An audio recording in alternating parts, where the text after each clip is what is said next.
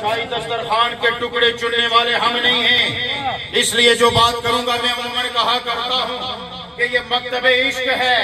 हम मकतबे दानिश के तलबा को मुखातिब करके कहना चाहते, मुझे नहीं पता मसालक कितने हैं, मुझे नहीं पता मकातब कितने हैं, मुझे नहीं पता मकतबे फिक्र के लोग कितने हैं, मुझे तो इश्क के मैखाने में इतना बताया गया है कि मकातब सिर्फ दो हैं, एक मकतबे दानिश है और एक मकतबे इश्क है। मकतबे दानिश में और मैं फिर दानिशवराने असर को दावत फिक्र देता हूँ कि मकतबे दानिश में लफ्जों से पढ़ाया जाता है, मकतबे इश्क में नजरों से पढ़ाया जाता है। दलील की है और हर वक्त और आज जगह बयान करता हूँ। आज अगर शबीना कराना पड़े, इब्ला इकराम शाह साहब 2-3 उफाज बिठाने पड़ते हैं, सुबह तक एक कुरान खत्म करते हैं। नसीबाबाद के शहजादा सुनो, 2-3 उफाज शाम को बैठते हैं, सुबह एक कुरान खत्म करते हैं। ये है लफ्जों के पड़े हुए और नजरों का पड़ा हुआ। घोड़े पे चढ़ता है, एक रकात में कदम रखता है, अलहम्द कहता है, दूसरी रकात में कदम रखता है, बन्नास कहता है, दुनिया जानी कहती है।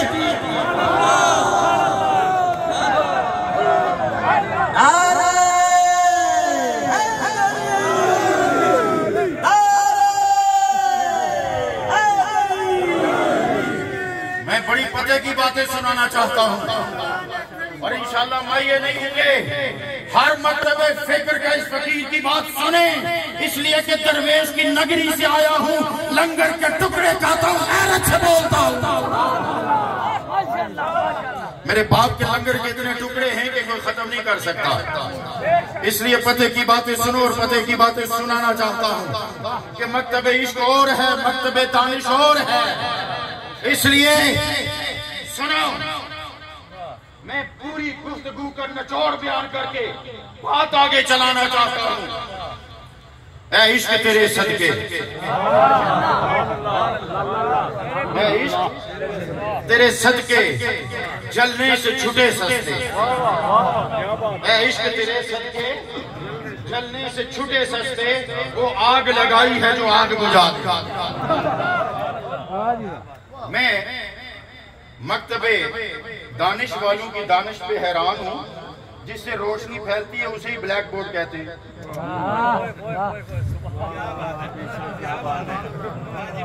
जिससे रोशनी फैलती है उसे ही ब्लैक बोर्ड कहते हैं। और कहते क्या है, मैंने घड़ी हाथ में बांधी है, इसीलिए तो हमारा इनसे इत्तेफाक नहीं होता कि तुम कहते हो घड़ी बांधी है और जहाँ से रोशनी फैले उसे ब्लैक बोर्ड कहते हैं। हम तो कहते घड़ी बांधी नहीं जाती। इज़ा जा अजलहुम ला यस्तखिरून साअतम वला यस्तक़दिमून। ये हमसे उलझेंगे, ये हमसे उलझेंगे, ये इश्क वालों से उलझेंगे। और सुनो, मैं कहना चाहता हूँ, ये इश्क वसदाए जिस दिल अंदर, ये इश्क वसदाए जिस दिल अंदर, कोई सूफी कोई फकीर कोई कलंदर, कोई सूफी कोई फकीर कोई कलंदर। नमाज में भी फर्क होता है। वो मकतबे दानिश के तालिब इल्म, तू 3 दफा सुभान रब्बियल आला कहने के लिए सजदा करता है। ये है शरीयत का सजदा, ये है शरीयत का सजदा। ये 3 दफा सुभान रब्बियल आला कहने के बाद तू सर उठा ले, इसे कहते हैं शरीयत का सजदा। और तरीकत का सजदा ये है कि सर के धड़ करबला में है, सर नेज़े पे है और ज़बान पे कुरान।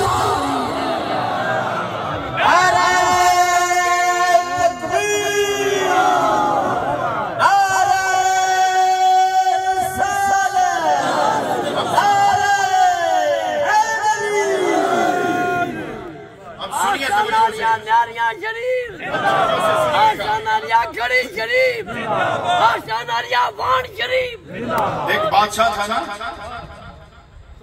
सोनी सूरत आशिक होना के लिए दानाई सोनी सूरत दे आशिक होना के लिए दानाई आशिक बन तू उस सोने दा जिससे सूरत बनाई। बादशाह बड़ा भद्दा बड़ी बदशक्ल सूरत वाला तख्त पे बैठा है और उस दिन उसका शौक हुआ कि आज रक्स सुरूज की महफिल हो तो एक रक्कासा नाचती हुई जो तीसरी रक्कासों की समझो के लीडर थी सरकर्दा तवाइफा थी नाचती नाचती घुंघरू की छनकार में बादशाह के करीब आके सर झुका के आदाब बजाला के कहती है कि अगर जान की अमान पाऊं तो एक बात पूछूं, जान की अमान पाऊं तो एक बात पूछूं। अपने हुस्न पे इतराती हुई बादशाह उस बदशक्ले बादशाह को कहती है बादशाह सलामत, जब हुस्न तकसीम हो रहा था आप कहाँ थे? जब हुस्न तकसीम हो रहा था आप कहाँ थे? उसने कहा जब तू हुस्न के बाजार को गई थी ना, सुनना तू मेरे सामने नाच रही है, मैं तख्त पे बैठा हूँ। जब तू हुस्न के बाजार में गई थी मैं मुकद्दर के बाजार में गया था, मैं मुकद्दर के बाजार में गया था। और ये बादशाह था ना, बादशाह था ना। और सुनो फकीर और बादशाह का फर्क भी सुनो। बादशाह अरे दुनियादार जाता है हुस्न के बाजार में, बादशाह जाता है मुकद्दर के बाजार में, मियां मोहम्मद जाता है मदीने के बाजार में।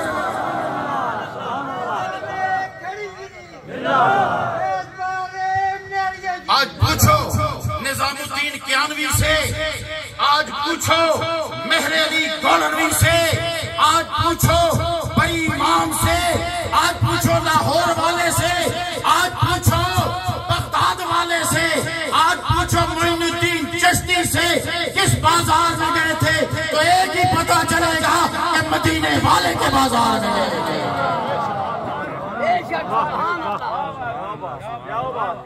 जिसके अबरू के इशारे से मुकद्दर का कलम चलता है, जिसके अबरू के इशारे से मुकद्दर का कलम चलता है, उसके बाजार में जाओ तो फिर मिलता क्या है। अब सुनो एक सादे से जुमले में फकीर और बादशाह का फर्क सुनो।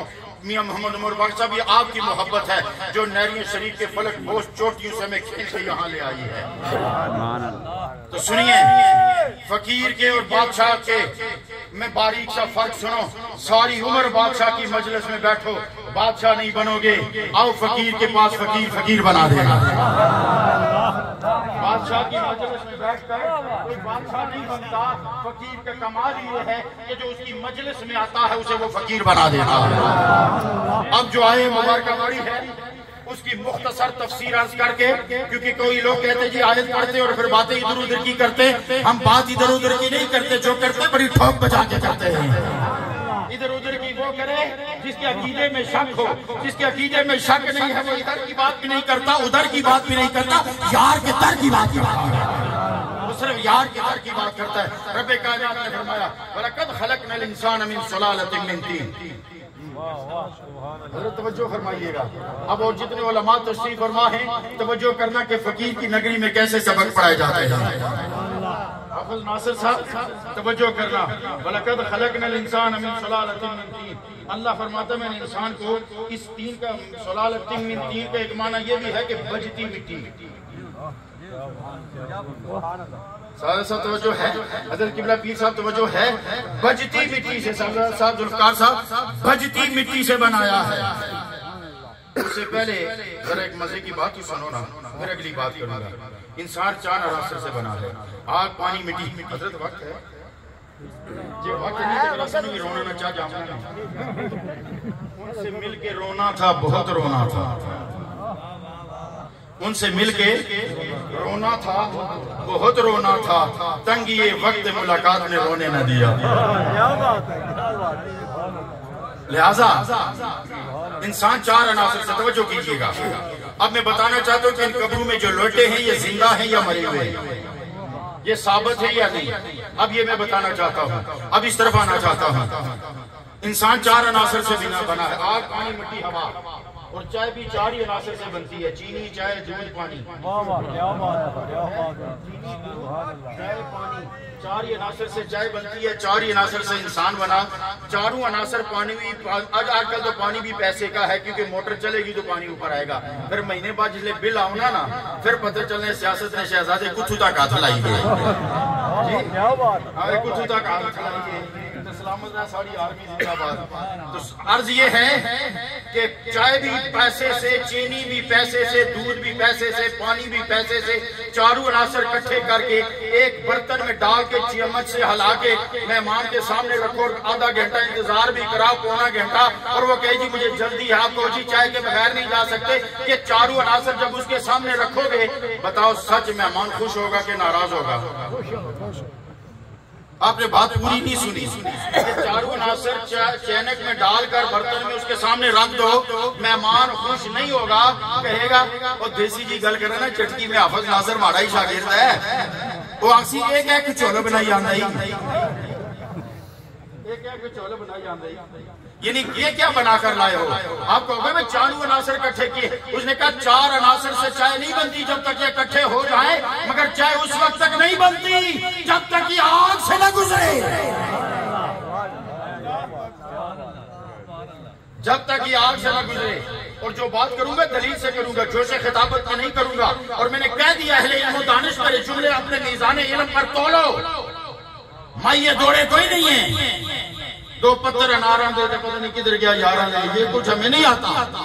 लेकिन बात पता की सुनो, 4 अनासर अल्लाह फरमाता है इंसान तो घाटे में है। ये 4 अनासर इकट्ठे होंगे तब तक घाटे में है, जब तक इसके नबी की भट्टी में पक न जाए कामिल इंसान नहीं बनता। क्या बात, क्या इंसान घाटे में कब तक? इल्लल्लज़ीना आमनू, जब तक वो ईमान न लाए। और ईमान किसको कहते हैं? नबी के इश्क की आग को कहते हैं। ये भी मैं जोशे खिताबत में नहीं कहता, उस नबी का फरमान है जिसे कुरान ने सनद दे रखी है, वमा यंतिकु अनिल हवा इन हुवा इल्ला वह्युहा। अहले लुगत लुग़वी माना न जाने क्या करते होंगे, इश्क का माना ये है, ओ लोगों अब्दुल्ला का बेटा बोले तो मत को मुस्तफा बोला, मुस्तफा बोला समझो खुदा खुदा।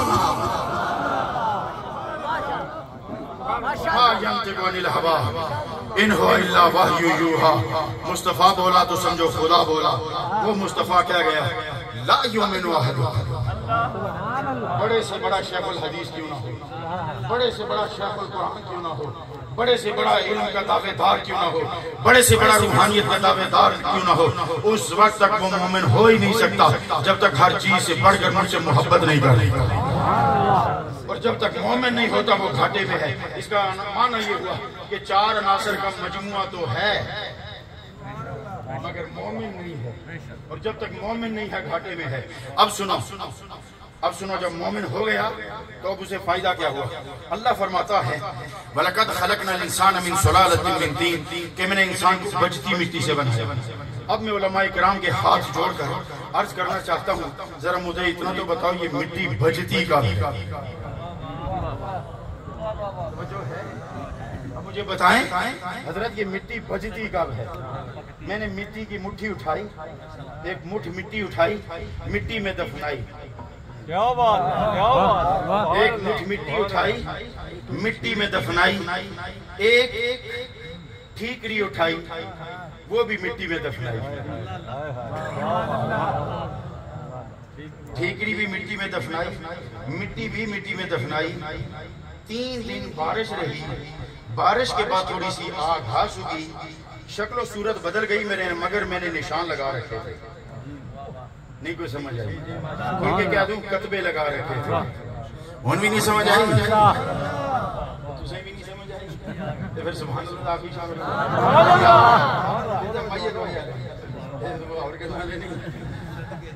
मैंने चलो जी कतबे लगा रहे थे, मिट्टी में मिट्टी दफनाई और एक जगह ठीकरी दफनाई। 3 माह के बाद या 3 दिन के बाद मैं उस मिट्टी में से मिट्टी ढूंढने लगा, मुझे नहीं मिली क्योंकि वो मिट्टी में मिट्टी हो चुकी थी। वो मिट्टी में मिट्टी हो चुकी थी। पास ही मैंने ठीकरी दफनाई। जब थोड़ी सी खोदी तो ठीकरी निकल आई। मैंने कहा तू मिट्टी में मिट्टी नहीं हुई है तो तू भी मिट्टी है, वो भी मिट्टी। सब समझिए, है वो भी मिट्टी है, ये भी मिट्टी।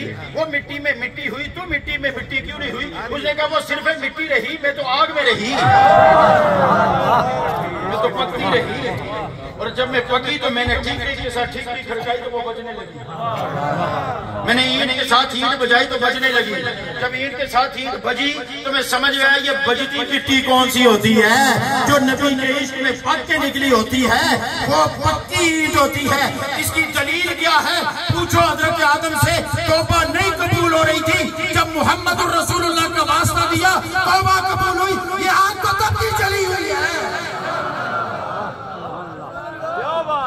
याद तो तब की जली हुई है जब पहले अंबिया गवाही दे रहे थे कि हमारे बाद एक और आने वाला है। फिर अगला आता तो आता था एक और आने वाला है, वो कहता था एक और आने वाला है। जब मुस्तफा आया तो उसने कहा अब कोई और नहीं आने वाला, अब कोई और नहीं आने वाला। वो मैं ही था जो पकाता पकाता आया हूँ क़यामत तक, अब वो मेरे ही नाम से पकता रहेगा। तो जो ठीक पक गई वो मिट्टी के साथ मिट्टी नहीं हुई।